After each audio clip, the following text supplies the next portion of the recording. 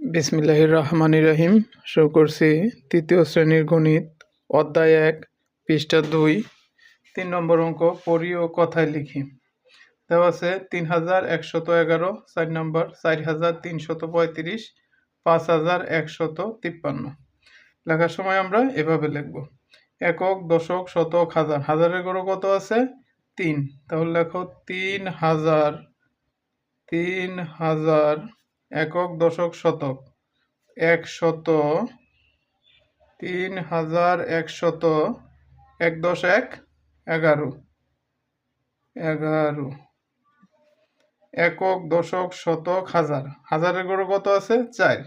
তাহলে 4000 একক, দশক, শতক। শতকের গড় 3। 300, 1300, 3 10 5 35। পয় চন্দ্রবিন্দু অন্তঃ পয় তয় রফলা রস্যইকার তালিবাস্য 35। 5 নম্বর অঙ্ক একক, দশক, শতক, হাজার। হাজারের গড় কত আছে? 5। তাহলে 5000 একক, দশক, শতক। শতকের গড় কত? 1। 100, 5100, 5 10 3 53। পয় পয় সংযুক্ত আকার দন্তন্য সংযুক্ত 53। 5153।